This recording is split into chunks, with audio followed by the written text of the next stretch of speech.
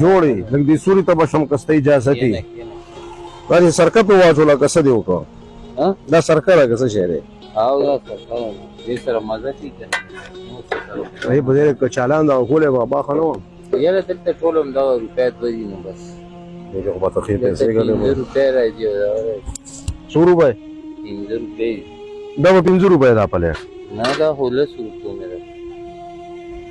موږ هم په کار و چې تپوس خو مو کړی دی دومره ګران موږ چېرته غواړئ که مشر داسې وخوره ولې ته یاد ما خو एकदम وین ختمیل چې خدای پاکه دومره ګران خو ما پیله ځل په زندګۍ کې لوګانو غواړم د سکول مې سکول دی بابا که څنګه ها دې کې څو روپۍ ورځ ګټې بابا دغه 200-300 روپۍ خدای ورکوي بس ټایم پاس کوو پکې ها نور څه نشته سبا حالات خراب نه یاره نو دا خلک وایي دا لوګانو والا او د دې چولو والا او دا وایي ډېرې پیسې ګټي بس ګټي خو هغه خلک ګټي چې چېرته بازارونو کې دغه کې نه دا خو کله یې دلته سي او دا خو دا مونږ سره شته نه نغدې چې بازار ته وځو چې چېرته نغدې وی او بازار کې کاروبار چالو کړی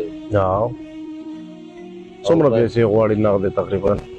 په چې دغه 12,000-15,000 خو یې سړي چې خامخا سګلین خو یې پرې روان شي او دا خبره ده نو دا چې ستاسو سره رزق درک نه لګي ما سهار هم غوړي پکړ دی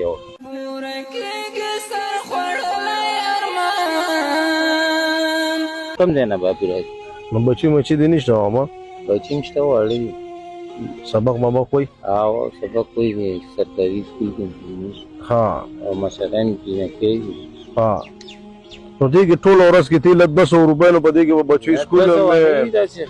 خامخا زیاتې 300 ها بس ماشومانو باندې سکول بس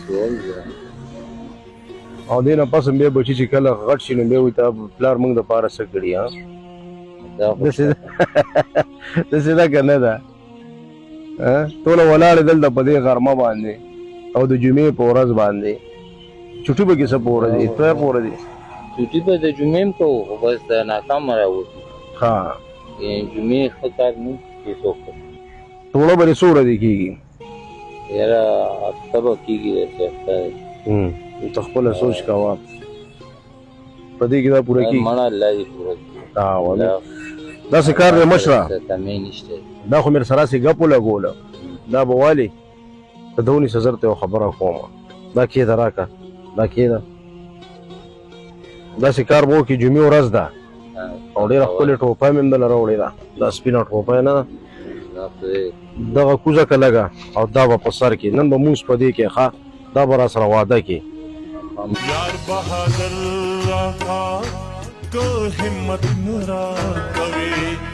دا یو جوړ تسبیح به مو والي جزاک الله او داسې به وکړي